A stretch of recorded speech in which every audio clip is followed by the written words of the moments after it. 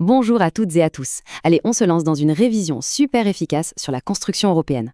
C'est vraiment un gros morceau pour le bac, donc on va décortiquer l'essentiel ensemble. Depuis le tout début, après la guerre, jusqu'aux défis qu'on connaît aujourd'hui. C'est parti, on y va? Alors, la question de départ, elle est immense. Comment un continent complètement dévasté, encore sous le choc de deux guerres mondiales, a-t-il pu non seulement se reconstruire, mais carrément s'unir? La réponse, elle commence en 1945, dans un monde qui est tout sauf simple. À peine la guerre terminée, voilà que le rideau de fer tombe et coupe l'Europe en deux. D'un côté, le bloc de l'Ouest avec les États-Unis, de l'autre, le bloc de l'Est, sous la coupe de l'Union soviétique. Dans ce contexte de guerre froide, l'idée européenne, ce n'est pas juste un joli rêve de paix, non, c'est une nécessité absolue pour survivre. Le premier objectif, l'obsession de l'époque, c'est la paix. Surtout, comment faire en sorte que la France et l'Allemagne, qui n'ont pas arrêté de se faire la guerre, ne recommencent plus jamais. C'est vraiment le défi des années 50. Et voilà la phrase qui va tout changer.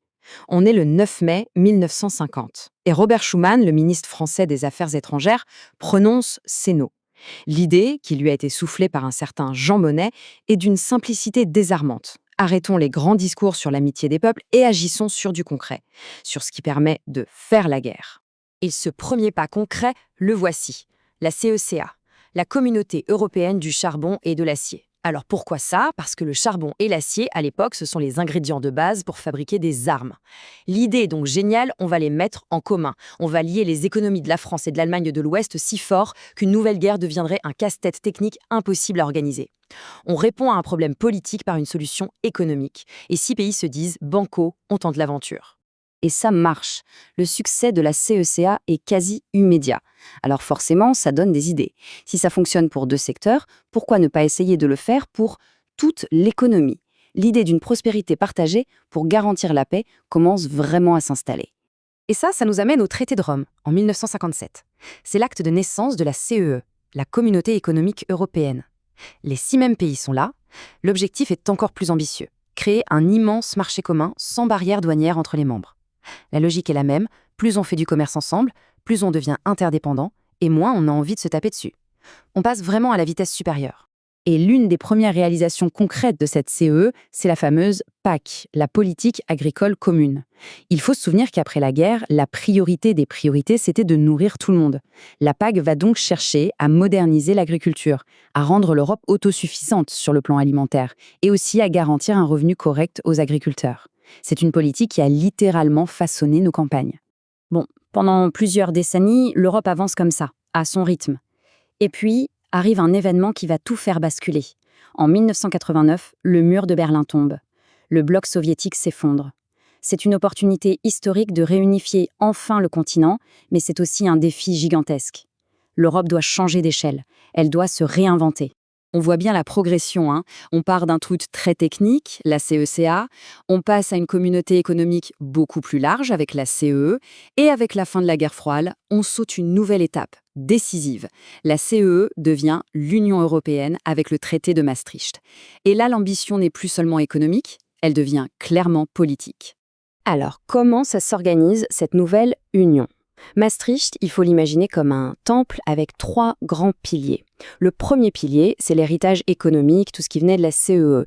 Mais la vraie nouveauté, ce sont les 2 autres. Un pilier pour essayer d'avoir une politique étrangère commune, pour que l'Europe pèse sur la scène mondiale, et un 3e pilier pour coopérer sur les questions de police et de justice. On voit bien que le projet a changé de nature. Et pour que tout ça soit bien concret pour les gens, le traité invente un truc nouveau, la citoyenneté européenne. Attention, ça ne remplace pas notre citoyenneté nationale, ça vient en plus. L'idée, c'est de créer un sentiment d'appartenance en donnant des droits très concrets, comme celui de pouvoir circuler, travailler ou même voter à certaines élections partout dans l'Union. Et bien sûr, le symbole ultime de cette union renforcée, l'euro. Créer une monnaie unique, ce n'est pas anodin. C'est un abandon de souveraineté énorme pour les États. Et ça va se concrétiser pour de bon le 1er janvier 2002, quand on a tous commencé à avoir ces nouvelles pièces et ces nouveaux billets dans nos poches. Alors après cette approfondie avec Maastricht, l'Europe va connaître une phase d'élargissement spectaculaire. La chute du mur a libéré les pays d'Europe de l'Est et pour eux, rejoindre l'Union, c'est la promesse de la démocratie et de la prospérité retrouvée. Regardez cette accélération. On a eu une première vague dans les années 70. Puis dans les années 80, on intègre les jeunes démocraties du Sud, la Grèce, l'Espagne, le Portugal. Et puis en 2004, c'est le Big Bang. D'un seul coup, 10 nouveaux pays entrent dans l'Union, la plupart venant de l'ancien bloc soviétique. L'Europe des 15 devient l'Europe des 25, puis des 28. Sauf que, plus l'Europe grandit, plus elle est diverse. Et plus un débat de fond, qui a toujours existé, devient brûlant. D'un côté, il y a les fédéralistes, ceux qui veulent aller plus loin, vers des États-Unis d'Europe, et de l'autre, les souverainistes, qui veulent bien coopérer, mais à condition que chaque État-nation reste maître chez lui et garde le pouvoir de décision finale. Et là, patatras. En 2005, cette tension explose. Il y a ce grand projet de constitution européenne censé simplifier les règles du jeu. Mais par référendum, la France et les Pays-Bas disent non. C'est un choc terrible, un vrai coup de tonnerre. Le projet est stoppé net et l'Union plonge dans une crise de confiance. Pour s'en sortir, il faudra bricoler un compromis, le fameux traité de Lisbonne en 2007, pour faire passer les réformes institutionnelles les plus urgentes. Et on entre dans la période la plus récente, notre période. Et elle est marquée par une série de crises violentes qui vont secouer l'édifice européen dans ses fondations et semer le doute partout. Tout commence en 2008 avec la crise financière mondiale, qui se transforme en Europe en une crise des dettes des États. La Grèce, notamment, est au bord de la faillite et menace d'entraîner toute la zone euro dans sa chute. Regardez-moi ces chiffres, c'est vertigineux. La dette grecque explose. Pour sauver l'euro, l'Union impose des politiques d'austérité extrêmement dures. Ça laisse des traces, des cicatrices sociales très profondes, et ça nourrit beaucoup de colère contre Bruxelles. Cette colère, cette méfiance, c'est ce qu'on appelle l'euroscepticisme. Et ça monte un peu partout. Les arguments sont toujours un peu les mêmes.